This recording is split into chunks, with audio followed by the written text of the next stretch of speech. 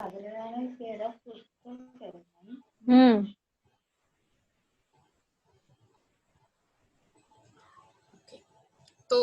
हमने ये देखे थे कि कैसे क्रिटिसाइज किया केन्स ने ओवरऑल से की थियरी को या फिर क्लासिकल लोगों की थियरी को। ये पिक्चर हमने ऑलरेडी देखा था कि उन्होंने बोला in a long run will be dead और वी ऑल आर डेड। तो इसकी वजह से ये जो इनका क्रिटिसिज्म था हम देखते हैं, so long as the economy operated smoothly, the classical analysis of aggregate economy met no serious opposition। तो जैसे जैसे इकोनॉमी चल रहा था और क्लासिकल का जो थियरी था, क्लासिकल लोगों के जो बोलना था वो चलता रहा था इकोनॉमी में, किसी ने भी इसको अपोजिट नहीं किया या फिर मतलब किसी ने भी अपोज नहीं किया, कोई ने ऐसा क्वेश्चन नहीं उठाया अरे ऐसा क्यों। लेकिन however, Great Depression of 1930s created problems for increasing unemployment। तो जैसे जैसे 1930 में ग्रेट डिप्रेशन का पॉइंट रेज होने लगा, ग्रेट डिप्रेशन रेज होने लगा इन द वर्ल्ड, इसकी वजह से क्या हुआ, रिड्यूसिंग नेशनल इनकम कम होने लगे कंट्रीज के, डिक्लाइनिंग प्राइसिंग या प्राइजेस एंड फेलिंग फर्म्स। तो फर्म्स जो थे, जो मार्केट था वो गिरने लगा, प्राइजेस कम होने लगे, तो रिसेशन में जाना शुरू हुआ economy. The classical model miserably failed to explain this. तो क्लासिकल लोगों के जो थियरीज थे, ये ऐसा क्यों हो रहा है, ये ऐसे कौन से स्टेबलाइज क्यों नहीं हो रहा है इकोनॉमी, ये सब बोलने के लिए classical model classical theory miserably fail हो गए and they to provide a workable solution to escape the depression. तो ऐसे टाइप के डिप्रेशन में बाहर निकलने के लिए क्या करना चाहिए, ये बोलने के लिए वो बहुत ही मतलब कम पड़ गए वो लोग। ओके, इस टाइम में ही द जॉन मेनार्ड केन्स, और इनको लॉर्ड केन्स भी बोलते हैं, इनकी थियरी बहुत ही पॉपुलर बन गई क्योंकि इन्होंने डिप्रेशन से बाहर निकालने का रास्ता बताया। Okay, in his book General Theory of Employment, Interest and Money, he outrightly rejected the Say's law of market। उन्होंने उनका book general theory of employment, interest and money, इसमें आउटराइट में आकर मतलब फ्रंट में आकर बोल दिया कि मैं रिजेक्ट करता हूँ सेज लॉ का, क्योंकि supply doesn't create its own demand, demand creates it's supply. He severely criticized the cuts in real wages, help in promoting employment in the economy. He also opposed the idea that saving and investment can be brought about through changes in the real rate of interest. And in addition to this, the assumption of full employment in the economy is not realistic। तो इन्होंने क्या बोला, अभी तक हम जो बात कर रहे थे full employment, optimum utilization of resources, और ये सब जो बातें हैं फुल एम्प्लॉयमेंट वाली, वो एक्चुअली इकोनॉमी में एग्जिस्ट नहीं करती। That is a just special condition, लेकिन रेगुलर कंडीशन में फुल एम्प्लॉयमेंट नहीं रहता, अंडर एम्प्लॉयमेंट रहता है। ऑल्सो सेविंग एंड इन्वेस्टमेंट सिर्फ रेट ऑफ इंटरेस्ट पे डिपेंड करता है। ये जो थियरी थी से लॉ से आगे आने वाली, वो भी उन्होंने नकार दी। उन्होंने बोला ऐसा हो ही नहीं सकता, it also depends on change in incomes, जो हमने लास्ट स्लाइड में देखा था। Okay, so following the great depression, जैसे ग्रेट डिप्रेशन आने लगा, क्लासिकल इकोनॉमिक्स डिक्लाइंड इन पॉपुलरिटी। क्लासिकल इकोनॉमिक्स की जो पॉपुलरिटी थी इकोनॉमी में, मार्केट्स में, कंट्रीज में, वो कम होने लगी, and in a way was replaced by Keynesian economics. तो उनकी जो प्लेस थी बहुत बड़ी, जो उनको बहुत ज्यादा सराहाया जाता था एज इकोनॉमिस्ट, तो उनकी जगह किसने लेना शुरू किया, केनेशियन इकोनॉमिक्स, मतलब केन्स एंड उनके जो स्टूडेंट्स थे, इन्होंने जो थियरीज दिए थे, उनके थियरीज ने उनकी जगह लेना शुरू कर दी। केनेशियन इकोनॉमिक्स का इंपॉर्टेंस बढ़ने लगा। A school of thought made popular by British economist John Maynard Keynes और लॉर्ड केन्स। तो ये जो स्कूल ऑफ थॉट है, जो थियरी है, प्रिंसिपल्स है, इसको पॉपुलर किसने बनाया था, लॉर्ड केन्स ने। Okay, so let's see what is depression. Okay, I'm always calling depreciation, it's because impact of accounts. So let's see what is depression, क्योंकि मुझे पता है मैं जो डिप्रेशन बोल रही हूँ, रिसेशन बोल रही हूँ, 1930 में जो ग्रेट डिप्रेशन आया था ऐसे बोल रही हूँ, हमें समझ में नहीं आ रहा है कि क्या है actually depression. And let's see what is depression. Okay, क्या आपको मेरी स्क्रीन दिख रही है? हाँ ma'am. Okay, just wait. Okay,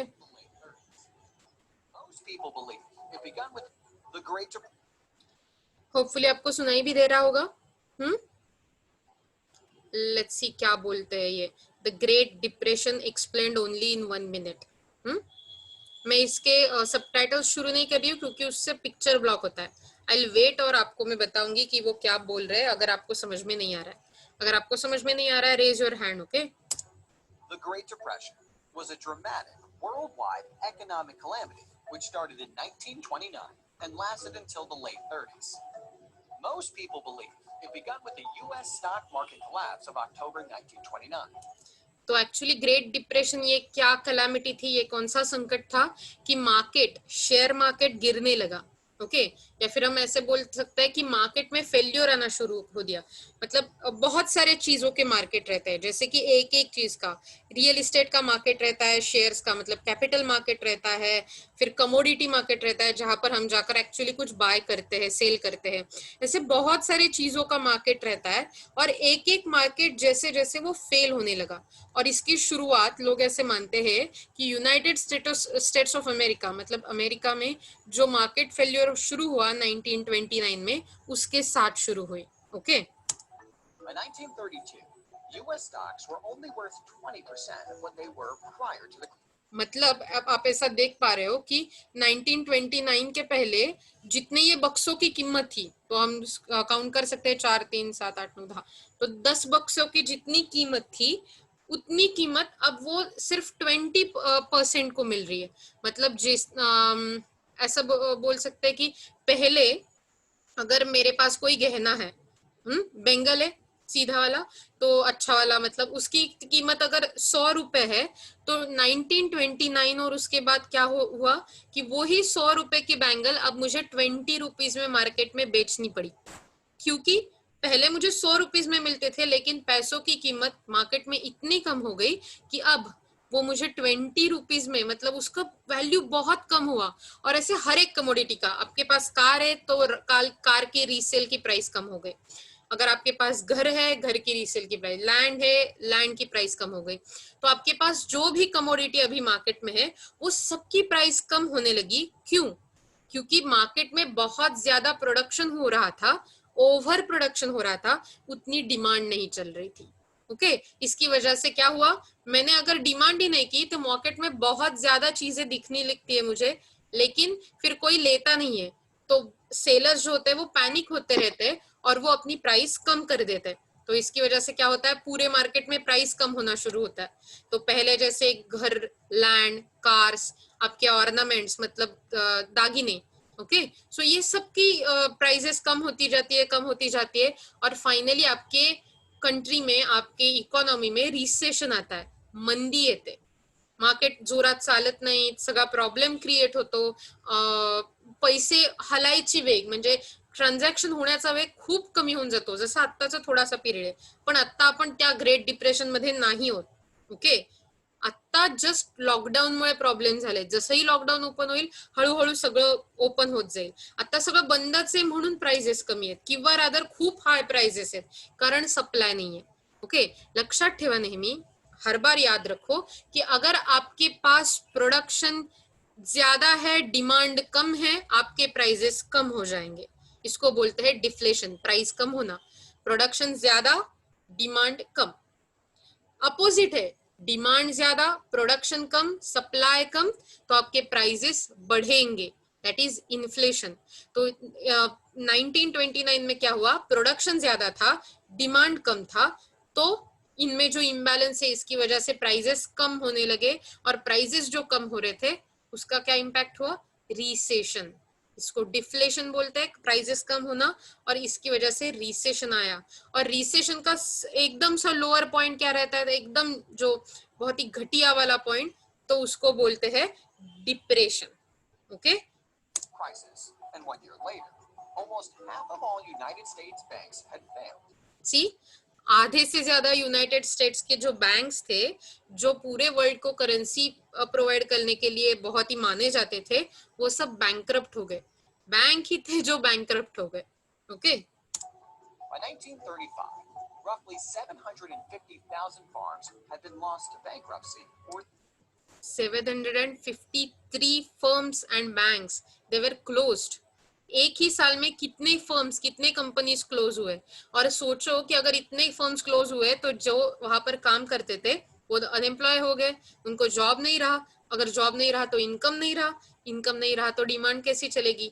मतलब ये ऐसा होता ही जाता है. जैसे डिमांड घटती है, रिसेशन आता है, डिप्रेशन आता है, तो डिमांड कम कम कम होती जाती है, प्राइस कम कम कम होती जाती है, डिफ्लेशन आता है और पूरे मार्केट में मंदी छा जाती है.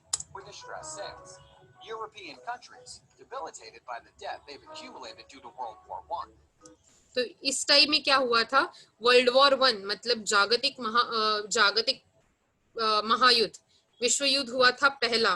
और इसकी वजह से हर एक इकोनॉमी की जो यूरोप में है, जैसे कि जर्मनी, इंग्लैंड, फ्रेंच मतलब फ्रांस, ये सब कंट्रीज बहुत ही पहले ही इकोनॉमिक प्रॉब्लम में थे, क्योंकि वॉर की वजह से बहुत खर्चा हुआ था, बहुत लोगों की मौत हुई थी, और उसके साथ बहुत ही पहले से डिप्रेसिव कैटेगरी थी इकोनॉमी की, और उसके साथ ये ग्रेट डिप्रेशन भी आना शुरू हुआ. Dealt with a severe depression and a sovereign debt crisis ultimately emerged. In Germany, for example, unemployment reached 25%, and among other things, this economic तो क्या हुआ, जर्मनी में अनएम्प्लॉयमेंट इतना बढ़ गया कि 25% अनएम्प्लॉय हुए. मतलब वर्किंग पॉपुलेशन आपकी ऑलरेडी, बच्चे और बूढ़े को ना कंसिडर करके वर्किंग पॉपुलेशन आप लेते हो जो काम करता है, और उसमें से भी 25% लोगों को जॉब नहीं है. और जब जॉब नहीं रहते आपके पास, तो आपके मन में ख्याल आना शुरू होता है कि सरकार बुरी है क्या, हमें क्या करना चाहिए, सरकार हमारे लिए कुछ नहीं कर रही है, ऐसे बहुत सारे. और इसी टाइम इसका ही फायदा उठाकर हिटलर, जो जर्मनी के हुकुमशाह है और जिनकी वजह से वर्ल्ड वॉर 2 की, let's say it was one of the reason कि उनकी वजह से वर्ल्ड वॉर 2 बहुत ज्यादा फैल गया. तो इनको वोट करने के लिए लोग आ गए, क्योंकि हिटलर ने बताया कि मैं ये कंडीशन सुधारूंगा. Okay. disaster led to Hitler's Nazi Party becoming the top political actor after the 1932 elections. Worldwide trade was devastated by the Great Depression, with countries engaging in so-called trade wars by limiting imports. आपको दिख रहा है, तो world wide trade जो चल रहा था वो पूरा का पूरा खत्म ही होने लगा. कहीं पे भी इंपोर्ट शुरू नहीं थे. अगर इंपोर्ट नहीं है तो कोई एक्सपोर्ट भी नहीं. मतलब इंपोर्ट ही नहीं है तो कौन एक्सपोर्ट क्यों करेगा, क्योंकि मैं एक्सपोर्ट भी करने के लिए तैयार हूँ, कोई लेने के लिए तैयार नहीं है. सेम कैटेगरी, मैं सप्लाई करने के लिए तैयार हूँ, कोई डिमांड नहीं है किसी की. तो ऐसे चलने लगा. तो इकोनॉमिक प्रॉब्लम था, राइट. पहले बैंकिंग सेक्टर में प्रॉब्लम शुरू हुआ, फिर करते करते पूरे यूएसए से प्रॉब्लम जाकर यूरोप में आया, यूरोप से जाकर एशिया में, ऑस्ट्रेलिया, सभी पूरे वर्ल्ड में फैल गया. और ना कि सिर्फ इतना ही रहा कि वो इकोनॉमिक प्रॉब्लम रहा, वो पॉलिटिकल प्रॉब्लम भी बन गया, क्योंकि उसके लिए हिटलर जैसे जो डिक्टेटर्स है, हुकुमशाह है, वो उनको उनकी सत्ता मिल गई, उनको उनकी पोजीशन मिल गई सरकार में, उनके पार्टीज चुनाव में आगे आए, और इसकी वजह से क्या हुआ, उनका राज्य शुरू हुआ. और ये जो कंडीशंस है उन्होंने लीड किया आगे जाकर वर्ल्ड वॉर 2 को. ओके. इसका ऑल्सो इम्पैक्ट हो गया डेवलपमेंट पे, बहुत ही गंदा इम्पैक्ट. कि ये टाइम में, अगर आपको याद है, हमने जो गैप माइंडर सॉफ्टवेयर दिखा था पहले लेक्चर में, जहां पर एकदम से इकोनॉमी 1930 में गिरते हुए दिखते हैं, सभी के सभी economy overall whole in the world. Okay. So that is a very huge impact, क्योंकि ये सिर्फ हम इनकम देख नहीं रहे थे, हम लाइफ एक्सपेक्टेंसी मतलब हेल्थ भी देख रहे थे. तो ये सब कंडीशन एकदम से नीचे गिर गई. Okay. And by the same year, 1932, global trade crashed to half of the pre-crisis volume. Unfortunately, trade wars degenerated into an actual armed conflict. तो क्या हुआ, इन 1932 में ट्रेड वॉर जो शुरू हुआ था रिसेशन की वजह से, ग्रेट डिप्रेशन की वजह से, इसकी वजह से कंट्री में दुश्मनी बढ़ने लगी, और इसका एक्चुअल वॉर में कन्वर्जन हुआ, and which is a very dreadful thing to see. which caused over 60 million deaths. World War II. Make no mistake, most wars have been caused by economic factors to सी उन्होंने क्या बोला कि बहुत ज्यादा जो भी वॉर्स रहते इनका एक्चुअल फैक्टर, इनका एक्चुअल रीजन यही रहता है इकोनॉमिक वॉर. ओके, तो बहुत ज्यादा, अगर आप फिर से देखोगे क्योंकि वहां पर पिक्चर था, let me show you again.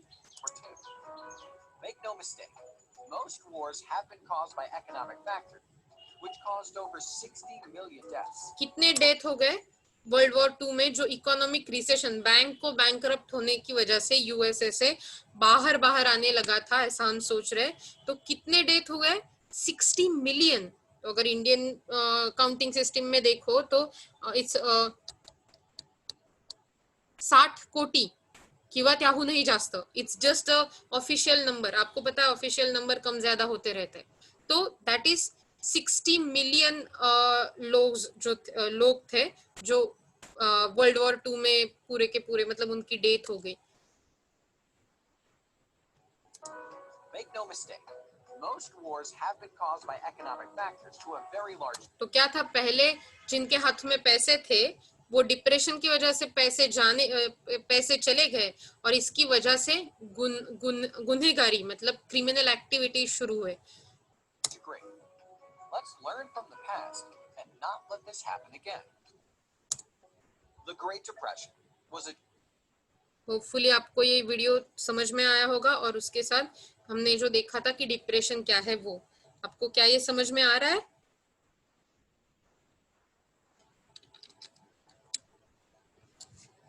कि क्या है depression? Okay, so let's go ahead. तो मैंने एक्स्ट्रा स्टडी के लिए आपको ये क्लिप रखी है, अगर आपको देखनी है यूट्यूब पे आप क्लिक कर कर देख सकते हो बाद में. Keynes believed that if left completely to their own devices, free market would lead to under consumption.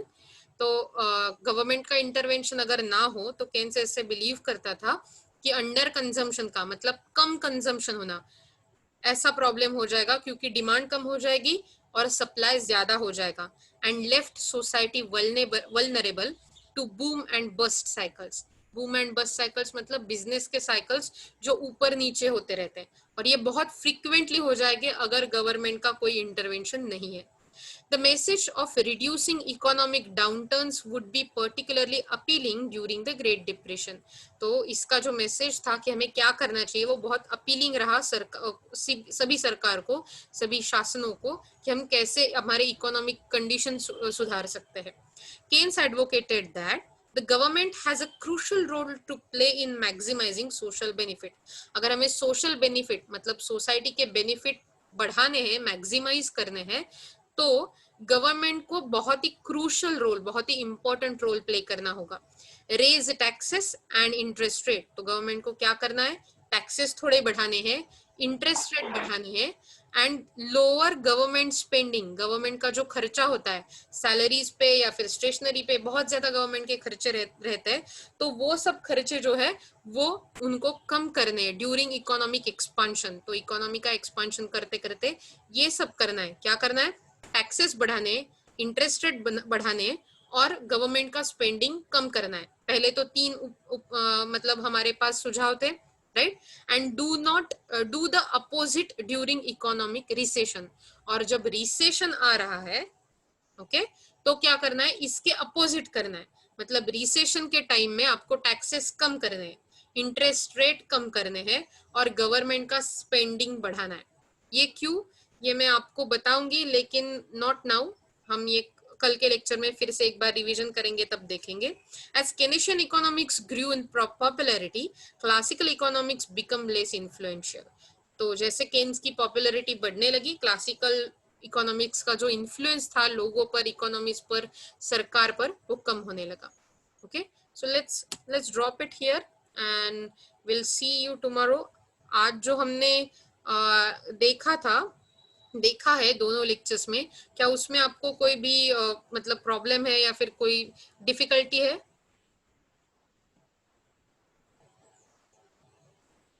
अगर कोई डिफिकल्टी आती है तो मुझे पूछ लेना, और कुछ भी है जस्ट डू आस्क मी. हम ये नेक्स्ट लेक्चर में नेक्स्ट वीक में फिर से एक बार शुरू करेंगे, मतलब रिवीजन करके. और बेसिकली मैं आपको असाइनमेंट भेजूंगी क्लासरूम पे, और बहुत कम लोग हैं जो क्लासरूम पे असाइनमेंट खत्म करके मुझे दे रहे.